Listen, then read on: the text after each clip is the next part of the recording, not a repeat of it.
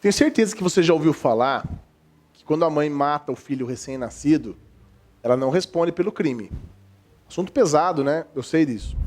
Assunto chato de falar. Aliás, quando a gente fala de morte, de homicídio, de qualquer outro crime relacionado à perda da vida, é um assunto difícil de tratar. Mas nós sabemos que a lei penal brasileira, ela pune algumas condutas, e hoje nós vamos falar desse crime, tão pouco compreendido, até pouco falado, mas não raro na mídia aparecem algumas situações que mostram que a mãe, infelizmente, após uma gestação completa, após dar à luz uma criança, que é um momento muito legal, ela acaba matando o próprio filho.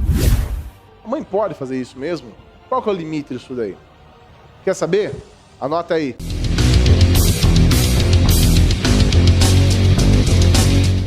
Quando a gente fala de um crime onde a mãe mata o próprio filho, ele tem nome.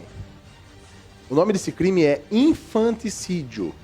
Bom, se você sabe que é homicídio, muito embora nós falaremos ainda hoje num outro vídeo que nós vamos gravar, você já imagina que o infanticídio seja o homicídio de uma criança, de um infante, não é? Bom, então, esse é o nome que o Código Penal brasileiro ele optou por atribuir ao crime praticado por uma única pessoa que é possível que se pratique esse crime, que é a própria mãe. Por que houve essa previsão? Veja, a conduta ela é criminosa, mas a pena ela é branda. Como assim, Oscar? Eu vou explicar. O CAPT, lembra que eu expliquei para vocês o que era o CAPT? O CAPT é aquele primeiro texto que aparece logo no início do artigo que descreve a conduta criminosa. O crime de infanticídio, ele se concretiza, ele se consubstancia, ele se consuma sobre a seguinte conduta: matar sob a influência do estado puerperal o próprio filho. Então vamos lá, vamos tentar pegar por partes. Matar. O que é matar? É interromper a vida. Veja, parece simples e até um pouco óbvio. E é. Quando você mata alguém, quando você tem uma conduta, quando o agente criminoso tem uma conduta que seja culposa ou dolosa, com intenção ou por inobservância de forma que ele haja com negligência, com imperícia, com imprudência, enfim. Qualquer uma das condutas que acabe por encerrar a vida, por interromper a existência humana. Não é assim o homicídio? E no infanticídio? Também. Matar é colocar fim à vida do próprio filho. E por que eu estou falando tanto sobre o verbo matar? Veja. Agora nós vamos socorrer um pouco do Código Civil. Lembra que existe a disposição no Código Civil na qual diz que a lei coloca a personalidade civil começa com o nascimento com vida. Vou repetir. A personalidade civil começa a partir do nascimento com vida. Ou seja, é necessária a comprovação de que a criança que ali está sem vida, ela nasceu com vida.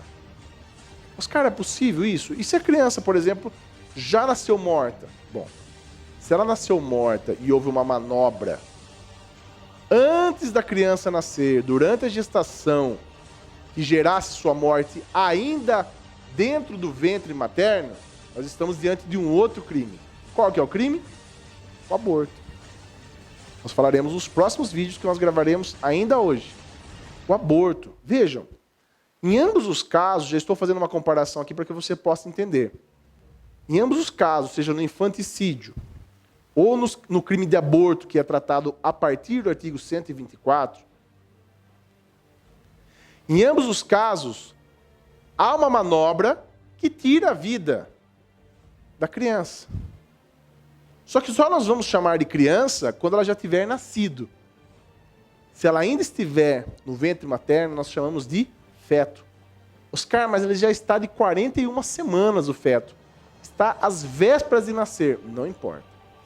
Se ainda não se iniciou o trabalho de parto, se a pessoa ainda não é uma parturiente, ou seja, se ela não está ali em movimentos corporais para expelir o feto, ainda tratamos de feto. uma criança. Então não tem problema, Oscar? Claro que sim, acabei de dizer. Seria o crime de aborto. Então vejam, quando nós falamos do infanticídio, que é matar o próprio filho, tem que primeiro haver a comprovação de que a criança nasceu e nasceu com vida. Isso pode parecer um pouco óbvio, até bobo, você ouvindo eu falar a respeito disso, mas veja, nós estamos pensando aqui em condições normais, corriqueiras, onde as parturientes vão, aliás, as gestantes vão até um hospital, passam por todo um procedimento médico, seguindo protocolos, para então entrar em trabalho de parto, correto? Mas, na verdade, nós estamos falando aqui de várias circunstâncias, dentre as quais um trabalho de parto normal, longe de locais adequados, estabelecimentos médicos, hospitalares, sem equipe especializada, enfim. Há circunstâncias, sim, nas quais pode haver a incidência de um crime de infanticídio e é necessário, então, que se verifique, antes de dizer se aquela criança morreu por morte natural, e evidentemente, se foi morte natural, não há crime. E se houver suspeita de crime, antes de se falar em infanticídio ou aborto, nós temos que saber se essa criança nasceu com vida. Lembrando que se não nasceu e morreu antes, nós estamos falando da morte fetal. E morte fetal nós tratamos do aborto. Entenderam? Então, matar é a interrupção da vida e, dependendo do momento em que se deu, se foi intrauterina ou extrauterina, faz toda a diferença. Ok? Segunda questão. Matar o próprio filho. Vejam. Na verdade, o legislador, quando colocou essa conduta criminosa, por outro lado, colocou uma pena baixa, detenção de 2 a 6 anos. Detenção, não é de reclusão, certo? Ninguém vai ficar preso, ninguém vai para a cadeia, dizendo em termos mais claros.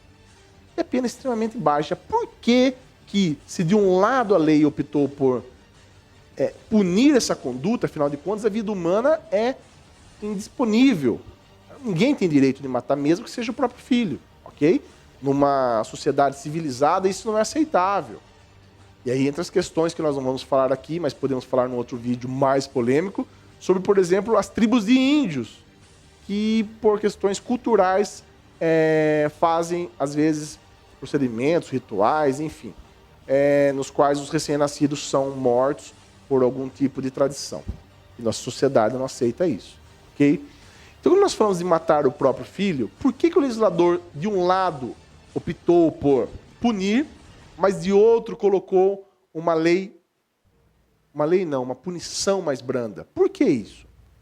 Bom, nós temos que entender que o estado puerperal é aquele estado durante ou logo após o parto. Todos nós sabemos que a gestação ela gera alterações muito significativas, fortes no corpo da gestante. A mulher, quando ela engravida, imediatamente há uma ingestão de hormônios e alteração para preparar o corpo para a amamentação, para o desenvolvimento do feto, e isso também interfere nas questões psíquicas. Veja, a alteração hormonal de forma tão significativa, em algumas mulheres, gera alteração de humor, gera alteração até da própria compreensão, e porque realmente é uma questão que fica uma manifestação animal mesmo, né? A mulher ela acaba, muitas vezes, ficando suscetível a alguns comportamentos que nem ela consegue controlar. E isso independe dela ter, antes da gestação, algum problema. Não. Nós estamos falando aqui de uma previsão no qual a mulher, logo após ou durante o parto, pode, de uma maneira inexplicável, instintiva, ou sabe-se lá por quê, matando o próprio filho. Então a lei, de um lado, quis dizer, olha, de fato, a lei continua resguardando a vida. De outro, quem praticou? Por que praticou? Bom, praticou sob influência do estado puerperal, ou seja, praticou sob a influência daquela explosão de hormônios no corpo, daquelas alterações psíquicas, de forma psicológica, que não sabe realmente o que está fazendo.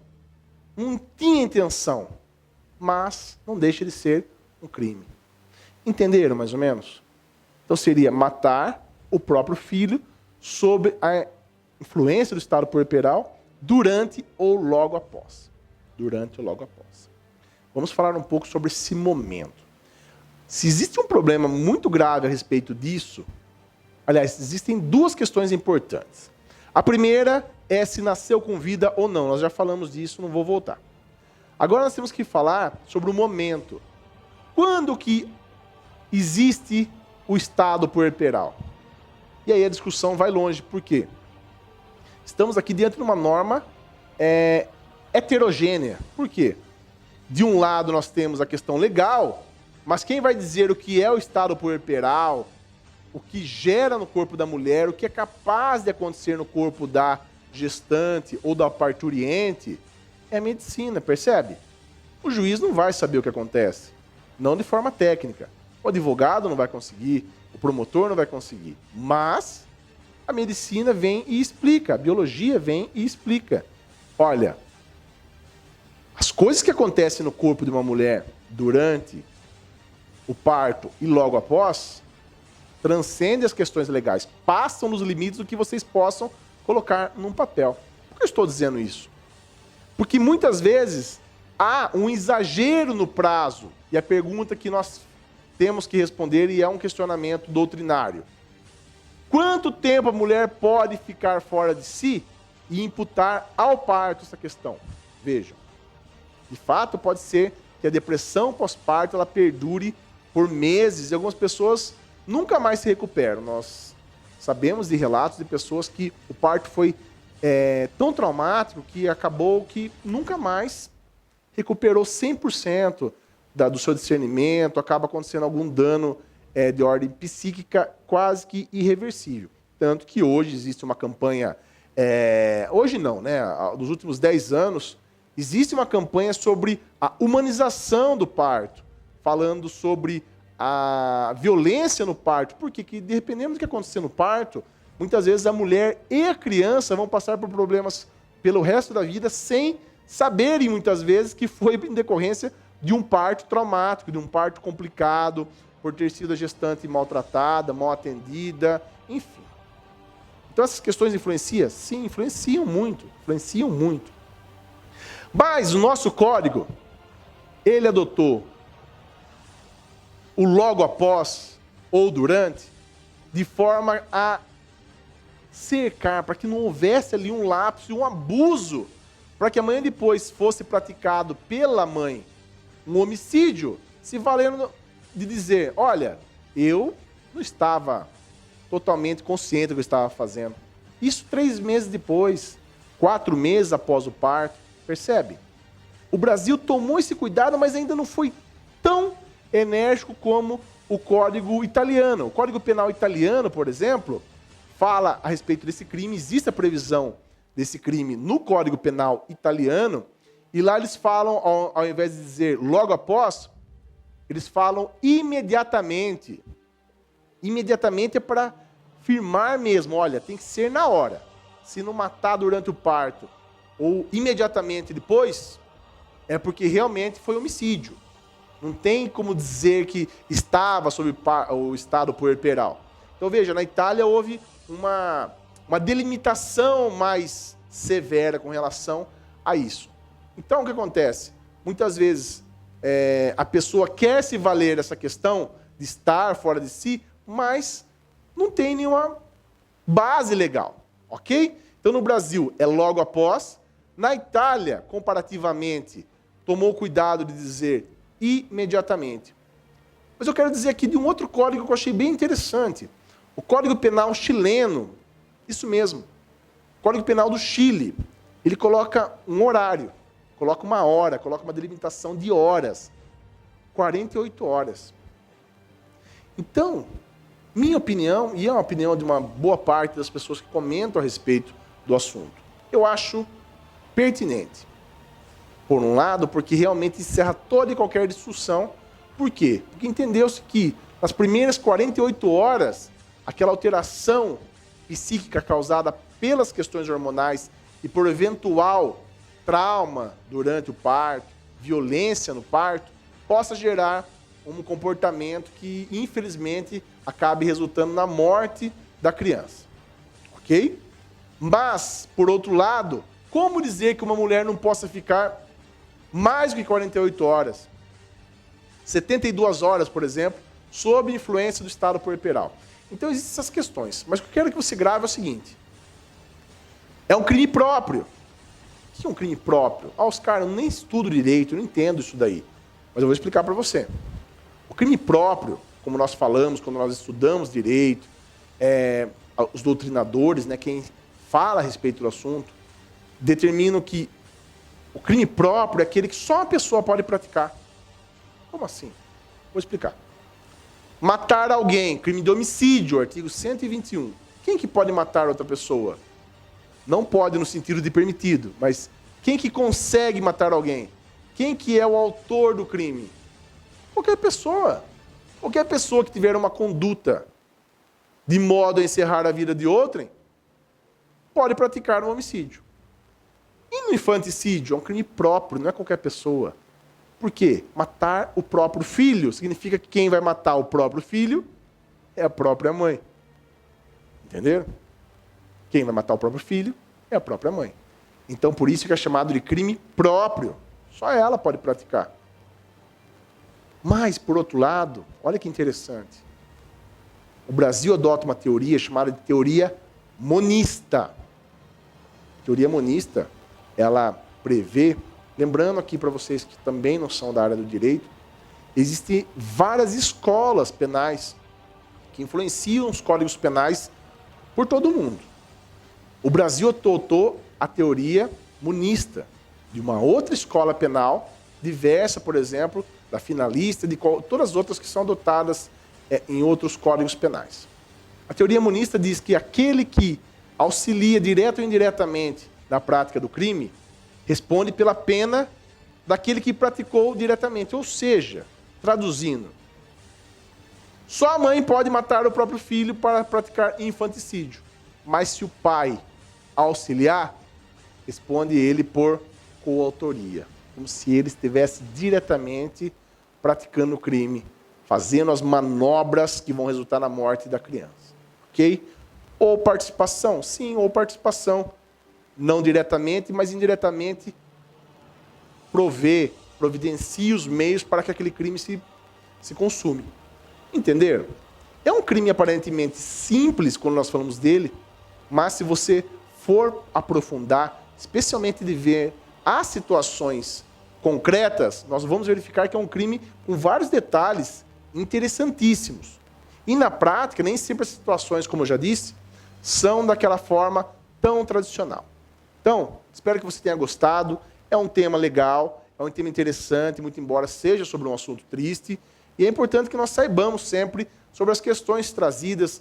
Não raro nós vemos, por exemplo, infelizmente, nos noticiários policiais, crianças que são encontradas boiando num rio ou dentro de um saco num parque de qualquer cidade grande, e aí acabam constatando muitas vezes que a mãe teve o filho e num ato ali de insanidade causado talvez pelo estado puerperal, ela acabou colocando o filho na lata de lixo ou alguma coisa desse tipo.